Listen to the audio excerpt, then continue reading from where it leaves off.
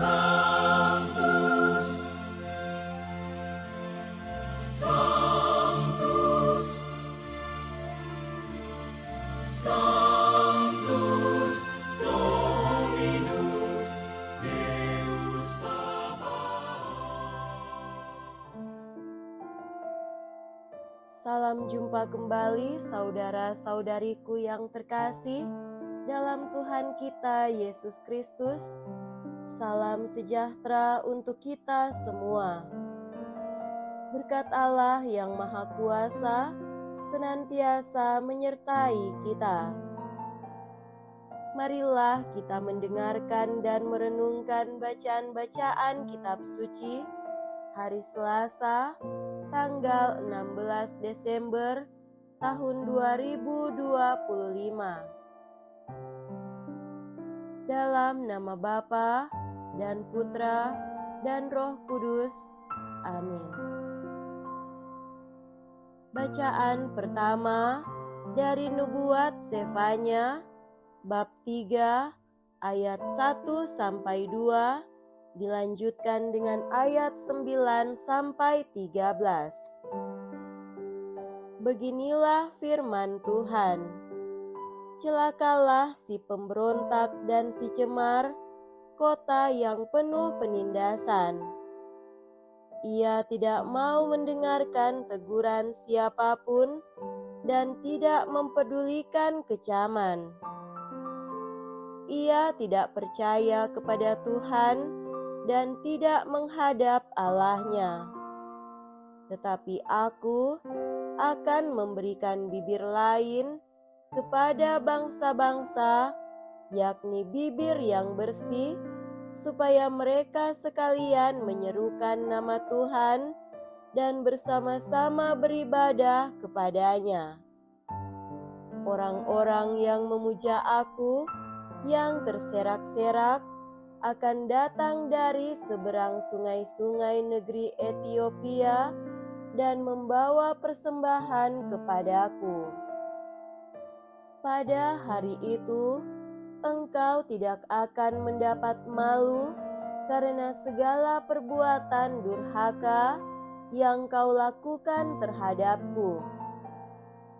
Sebab pada waktu itu, aku akan menyingkirkan diri padamu, orang-orangmu yang angkuh dan congkak, dan engkau takkan menyombongkan diri lagi di gunungku yang kudus. Di tengah-tengahmu akan kubiarkan hidup suatu umat yang rendah hati dan lemah, yang akan mencari perlindungan pada nama Tuhan. Mereka itulah sisa Israel. Mereka tidak akan melakukan kelaliman atau berbicara bohong. Dalam mulut mereka tidak akan terdapat lidah penipu. Sebaliknya, seperti kawanan domba, mereka akan merumput dan berbaring dengan tenang, dan tidak ada orang yang mengganggu mereka lagi. Demikianlah sabda Tuhan. Syukur kepada Allah.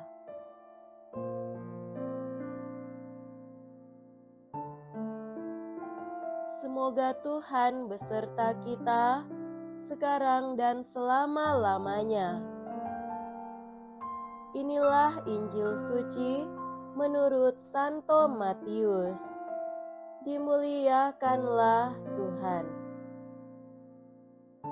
Injil Matius bab 21 ayat 28 sampai 32. Yesus berkata kepada imam-imam kepala dan pemuka-pemuka bangsa Yahudi, "Bagaimana pendapatmu? Ada orang mempunyai 2 anak laki-laki. Ia pergi kepada yang sulung dan berkata, 'Anakku, pergilah bekerja di kebun anggur hari ini.' Jawab anak itu, "Baik, Bapa." Tetapi ia tidak pergi. Lalu orang itu pergi kepada anak yang kedua dan berkata demikian juga. Dan anak itu menjawab, "Tidak mau." Tetapi kemudian ia menyesal lalu pergi juga. Siapakah di antara kedua orang anak itu yang melakukan kehendak ayahnya? Jawab mereka, "Yang kedua." Maka berkatalah Yesus kepada mereka, "Aku berkata kepadamu, sesungguhnya pemungut-pemungut cukai dan pelacur-pelacur akan mendahului kalian masuk ke dalam kerajaan Allah.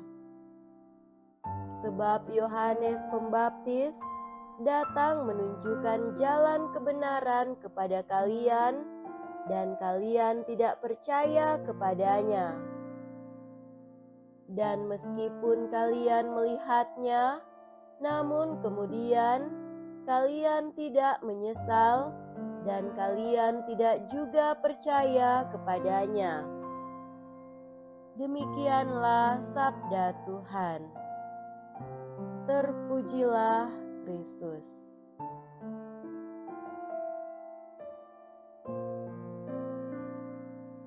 Saudara-saudariku yang terkasih dalam Tuhan kita Yesus Kristus, tema renungan kita pada hari ini adalah jangan abaikan suara hati.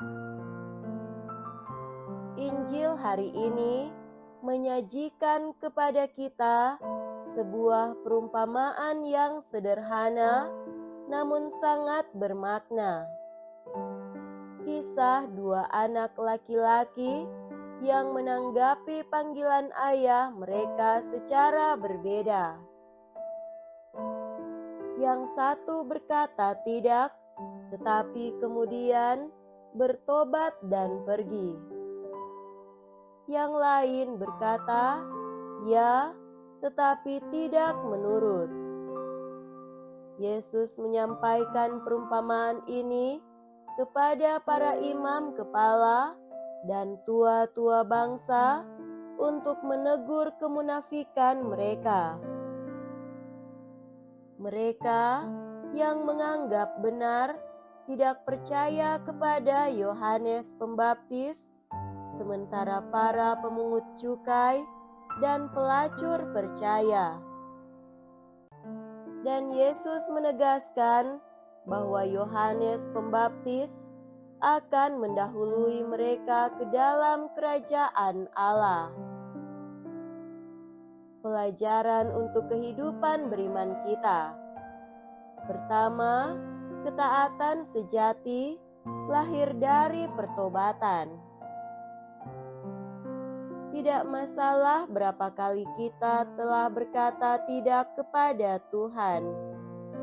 Yang penting adalah bahwa kita bersedia berubah untuk kembali kepadanya dengan kerendahan hati. Anak yang bertobat dan bertindak adalah teladan yang Yesus tawarkan kepada kita. Kedua, kata-kata saja tidak cukup. Mengatakan ya kepada Tuhan dengan bibir, tetapi menyangkalnya dengan tindakan, sama saja dengan hidup dalam ketidakkonsistenan. Iman yang sejati ditunjukkan dalam perbuatan, dalam komitmen sehari-hari. Ketiga, Tuhan melihat hati. Yesus tidak terkesan dengan penampilan religius. Ia mencari hati yang tulus, yang bersedia diubahkan. Orang-orang yang terpinggirkan secara sosial, yang bertobat memiliki tempat istimewa di kerajaannya. Saudara-saudariku yang terkasih, marilah kita upayakan penerapan praktis Injil dalam hidup sehari-hari. Amatilah konsistensi diri kita.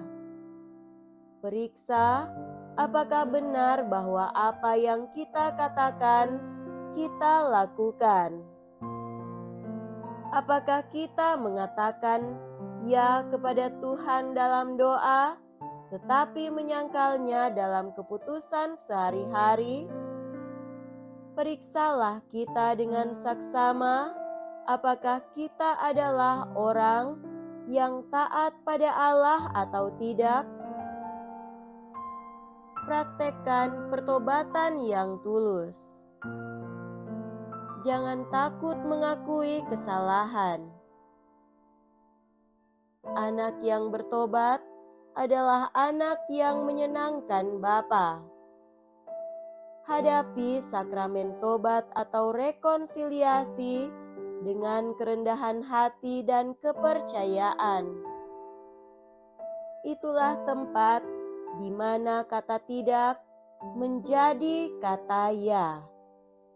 Tanggapi dengan tindakan, bukan sekedar janji.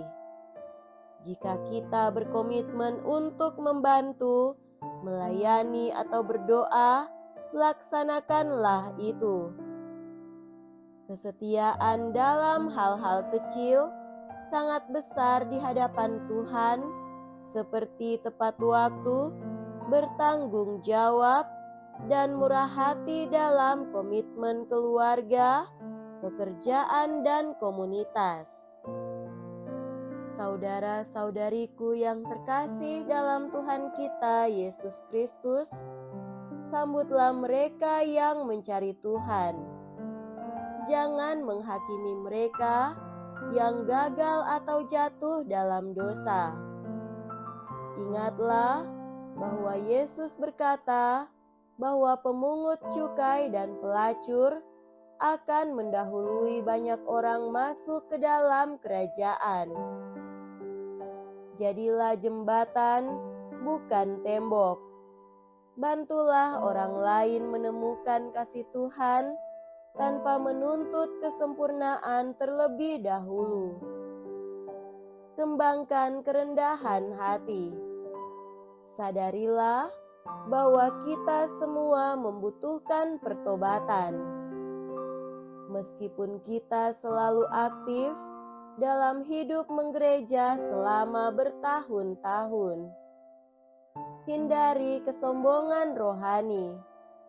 Praktekkan hidup yang benar dan mulia dalam keheningan, pelayanan, kasih, serta keteguhan dalam harapan. Semoga demikian. Amin. Dalam nama Bapa dan Putra dan Roh Kudus. Amin.